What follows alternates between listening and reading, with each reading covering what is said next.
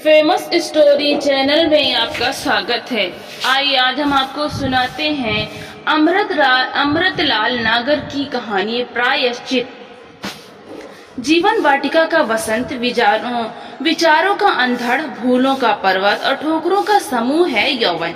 इसी अवस्था में मनुष्य त्यागी, सदाचारी, देशभक्त एवं समाज भक्त भी बनते हैं तथा अपने खून के जोश में वो काम कर दिखाते हैं जिससे कि उनका नाम संसार के इतिहास में स्वर्णाक्षरों में लिख दिया जाता है तथा इसी आयु में मनुष्य विलासी, लोलुपी और व्यभिचारी भी बन जाता है और इस प्रकार अपने जीवन को दो कौड़ी का बनाकर पतन के खड्ड में गिर जाता है। अंत में पछताता है, प्रायश्चित करता है, परंतु प्रत्यंचा से निकाला हुआ बाढ़ फिर वापस नहीं लौटता। खोई हुई सच्ची शांति फिर कहीं नहीं मिलती। मणिधर सुंदर युवक था। उसके पर्स यानी जेब में पैसा था और पास में था नवीन उमंगों से पूरित हृदय। वो भोला भाला सुशील युवक था। बेचारा सीधे मार्ग पर जा रहा था। यारों ने भटका दिया, दीन को पथीन कर दिया। उसे नित्य प्रति कोठों की सैर कराई, नई नई परियों की बाकी झांकी दिखाई। उसके उच्च विचारों का, उसकी महत्वाकांक्षाओं का अत्यंत निर्दयता के साथ गला घोंट डाला गया। बनावटी रूप के बाजार ने बेचारे मणिधर को भरमा दिया। पिता से पैसा मांगता था वो, अनाथालयों में चंदा देने के बहाने, और उसे आंखें बंद कर बहाता था। गंदी नालियों में, पाप की सरिता में, घृणित वेश्यालयों में।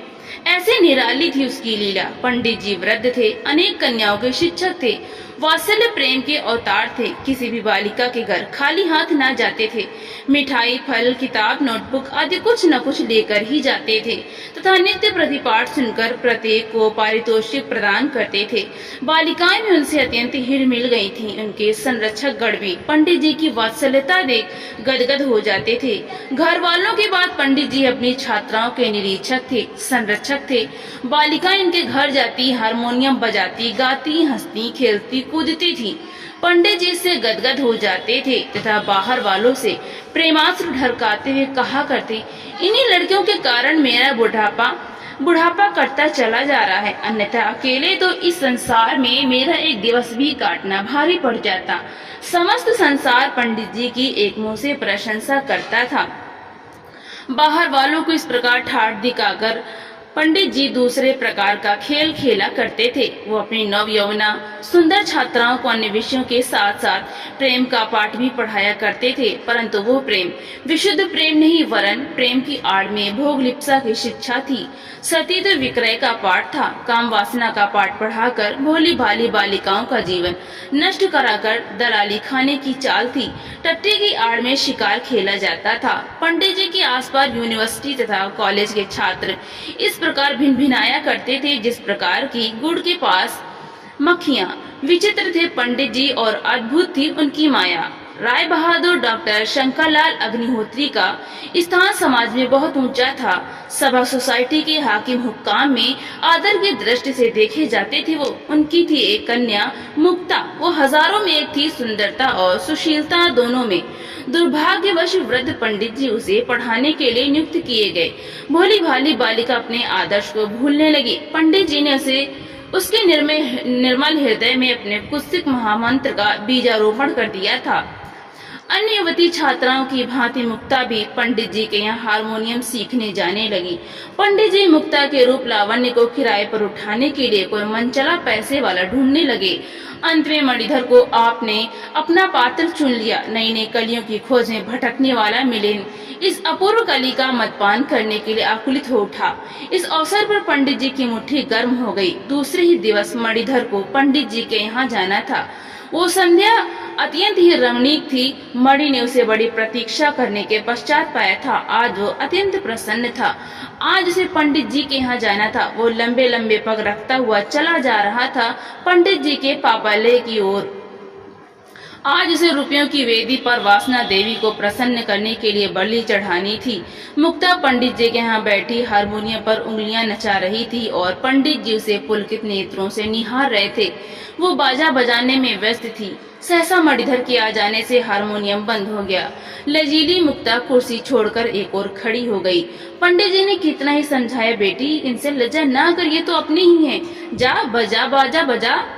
अभ्यागत सज्जन के स्वागत में एक गीत गा। परंतु मुक्ता को अभी लज्जा ने न छोड़ा था। वो अपने स्थान पर अविचल खड़ी थी। उसके सुकोमल मनोहारी गाल लज्जावश अंगूरों की भांति लाल हो रहे थे। अलके आकर उसका एक मधुर चुंबन लेने की चेष्टा कर रही थी। मणिधर उस पर मर मिटा था। वो उस समय वाह्य संसार में नहीं रह गया था। यह सब देख पंडित जी खिसक गए। अब उस प्रकोष्ठ में केवल दो ही थे। मणिधर ने मुक्ता का हाथ पकड़कर कहा, आइए, खड़ी क्यों है, मेरे समीप बैठ जाइए। मणिधर धृष्ट होता चला जा रहा था। मुक्ता झिझक रही थी, परंतु फिर भी मौन थी। मणिधर ने कहा, क्या पंडित जी ने इस प्रकार आतिथ्य सत्कार करना सिखलाया है कि घर पर कोई पाहुन आवे और घर वाला चुपचाप खड़ा रहे? शुभे, मेरे समीप बैठ जाइए।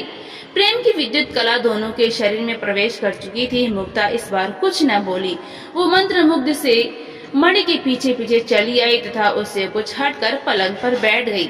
आपका शुभ नाम? मणि ने जरा मुक्ता के निकट आते हुए कहा। मुक्ता। लजीली मुक्ता ने धीमे स्वर में कहा। बातों का प्रवाह बड़ा धीरे धीरे समस्त हिचक जाती रही और थोड़ी देर के पश्चात मुक्ता नीरस हो गई। उसकी आग उतर गई थी।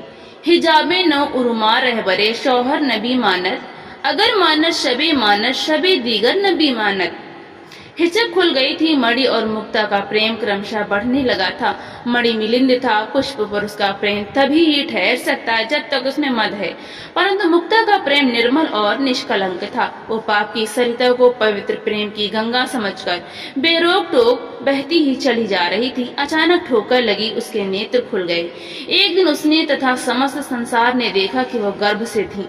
समाज में हलचल मच गई। शंकर लाल जी की तो नाक ही कट गई। वो किसी को मुंह दिखाने के योग्य न रह गए थे। ऐसा ही लोगों का विचार था। अस्त जाति बिरादरी जुटी। सरपंच आए। पंचायत का कार्य आरंभ हुआ। मुक्ता के बयान लिए गए। उसने आंसुओं के बीच सिसकियों के साथ साथ समाज के सामने संपूर्ण घटना आद्योपांत सुना डाली। पंडित जी का उसके भोले भाले स्वच्छ हृदय में काम वासना का बीजारोपण करना, तत्पश्चात उसका मणिधर से परिचय कराना आदि समस्त घटना उसने सुना डाली। पंडित जी ने गिड़गिड़ाते अपनी सफाई पेश की तथा मुक्ता से अपनी वृद्धावस्था पर तरस खाने की प्रार्थना की, परंतु मणिधर शांत स्वभाव से बैठा रहा। पंचों ने सलाह दी। बूढ़ों ने हाँ में हाँ मिला दिया। सरपंच महोदय ने अपना निर्णय सुना डाला। सारा दोष मुक्ता के माथे मढ़ा गया। वो जाति च्युत कर दी गई।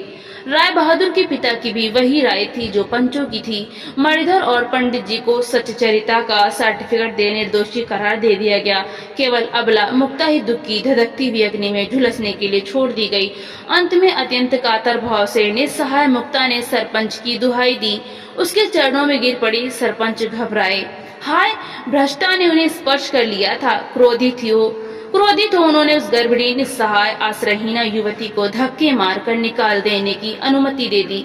उनकी आज्ञा का पालन करने के लिए हिंदू समाज को वास्तव में पतन के खड्डे में गिराने वाले नर राक्षस खुशामदी टट्टू पीर बवर्ची भिस्ताखर की कहावत को चरितार्थ करने वाले इस कलंक के सच्चे अपराधी पंडित जी तत्क्षण उठे। उसे धक्का मारकर निकालने ही वाले थे। अचानक आवाज आई, ठहरो, अन्याय की सीमा भी परिमित होती है। तुम लोगों ने उसका भी उल्लंघन कर डाला है। लोगों ने नेत्र घुमाकर देखा तो मणिधर उत्तेजित हो निश्चल भाव से खड़ा कह रहा था, हिंदू समाज अंधा है, अत्याचारी है एवं उसके सर्वे सर्वा अर्थात हमारे माननीय पंचगण अनपढ़ हैं, गंवार हैं और मूर्ख हैं, जिन्हें खरे एवं खोटे, सत्य और असत्य की परख नहीं। वो क्या तो न्याय कर सकते हैं और क्या जाति उपकार। इसका वास्तविक अपराधी तो मैं हूँ। इसका दंड तो मुझे भोगना चाहिए। इस सुशील बाला का सतीत्व तो मैंने नष्ट किया है और मुझसे भी अधिक नीच है यह बगुला भगत बना हुआ नीच पंडित। इस दुराचारी ने अपने स्वार्थ के लिए नामालूम कितनी बालाओं का जीवन नष्ट कराया है, उन्हें पथ भ्रष्ट कर दिया है। जिस आदरणीय दृष्टि से इस नीच को समाज में देखा जाता है, वास्तव में यह नीच उसके योग्य नहीं, वरन यह नर पशु है, लोलुपी है, लंपट है, सिंह की खाल ओढ़े हुए तुच्छ गीदड़ है, रंगा सियार है। सब लोग मणिधर के ओजस्वी मुखमंडल को निहार रहे थे। मणिधर अब मुक्ता को संबोधित कर कहने लगा, मैंने भी पाप किया है। समाज द्वारा दंडित होने का वास्तविक अधिकारी मैं हूँ। मैं भी समाज एवं लक्ष्मी का परित्याग कर तुम्हारे साथ चलूंगा। तुम्हें सर्वदा अपनी धर्म पत्नी मानता हुआ अपने इस घोर पाप का प्रायश्चित करूंगा। भद्रे, चलो, अब इस अन्याय एवं नीच समाज में एक क्षण भी रहना मुझे पसंद नहीं। चलो। मणिधर मुक्ता का कर पकड़कर एक और चल दिया और जनता जादूगर के अचरज भरे तमाशे की नाई इस दृश्य को देखती रह गई। तो दोस्तों, आपको ये कहानी कैसी लगी? लाइक करें, ज्यादा से ज्यादा शेयर करें और कमेंट करके हमें जरूर बताएं। हिंदी साहित्य की इसी तरह की कहानी सुनने के लिए हमारे चैनल को सब्सक्राइब करें।